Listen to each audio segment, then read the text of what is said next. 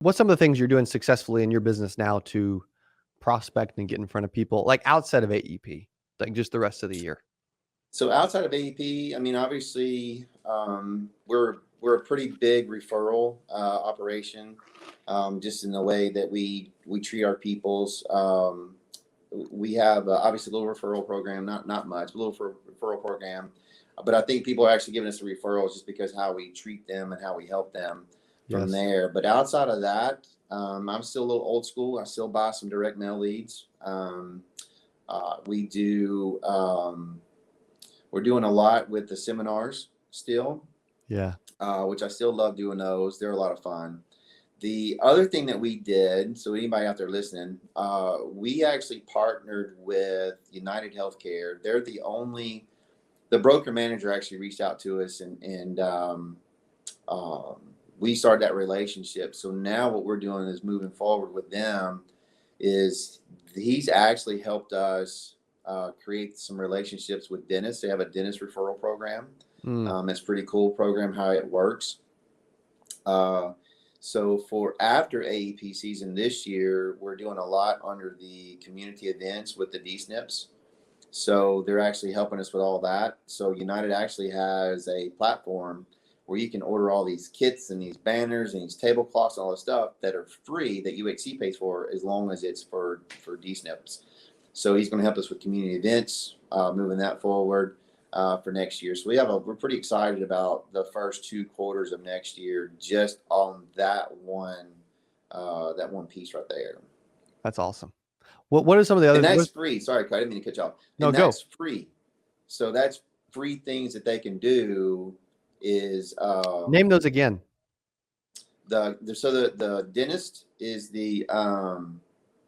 is one of the things that they got going on there. The other thing is, so the way the dentist thing works is so I've got some guys that are messing with me right now. We're on a live podcast, by the way. Yeah, so, tell them to get out of here. You're gonna kick them in the nose or something. Okay. So but the way the dentist works, there's actually brochures that they do. It would actually be better. It would be phenomenal if they would come in and you would demonstrate some martial arts on them, so they would never mess with you again, and we'd all learn how to just. But they're totally writing a little bit of business right now, so I don't want any broke hands, right? Got so we it. got to keep that Got going. it. Got it. But yeah, so it's the dentist market #1. So all you got to do, and for UHC, I'm just picking on them.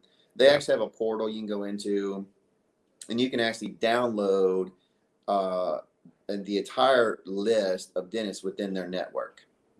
And so you basically just pick your area that you want to go into. You're going to go and introduce yourself to them, tell them who you are, let them know why you're there, and all you want to do is be able to set up a lunch and learn with the staff and the dentist, just to be able to share their program and show them what they're able to get. Because their program, and all the other ones are the same way too, but the dentists with DSNPs are able to bill the full dentist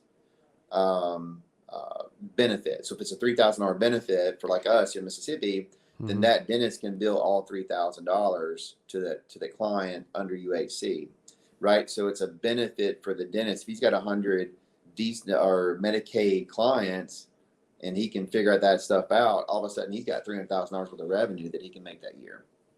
Yes. The second thing is the community events that we can do.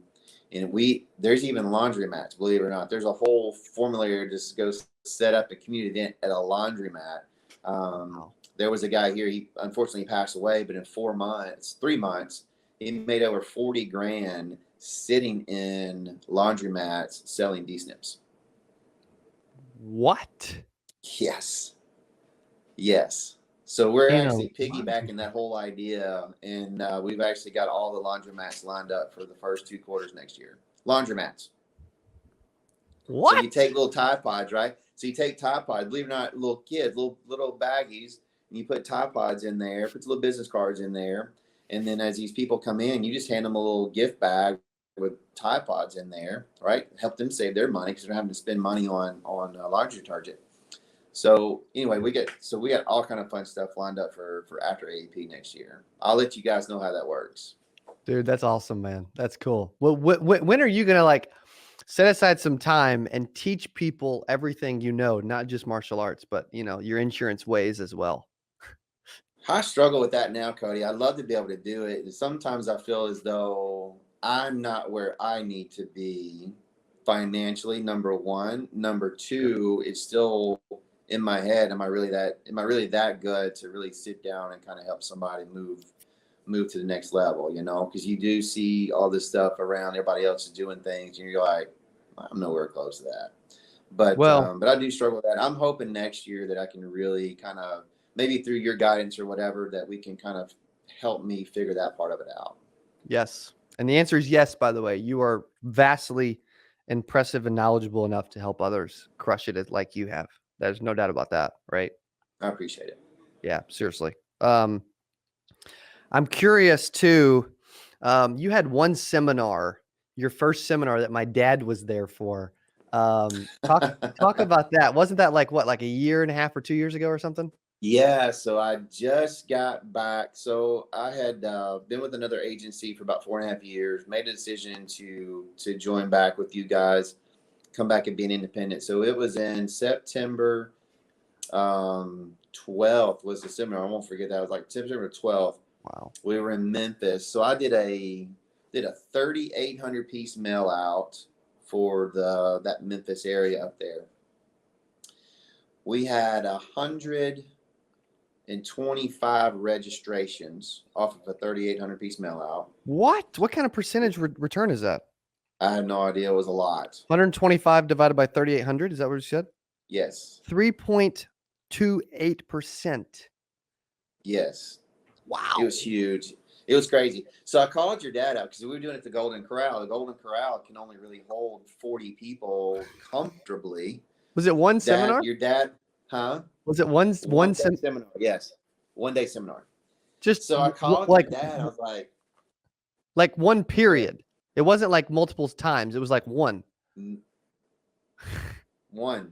It was on a Tuesday from 6 to 8. So I called up your dad. So I called him up. I called him when it got to like 92. And I said, Brian, are you sure we don't need to like split this up into 2 days? He goes, no. He said, it'll be okay. He said, we'll figure it out. I was like, okay. So then all of a sudden we were up to 125. So I called him again. Yeah. Huh? He hadn't seen the room yet though. And no, he has not seen the room. I kept trying to tell him, I said, it's not going to hold these people.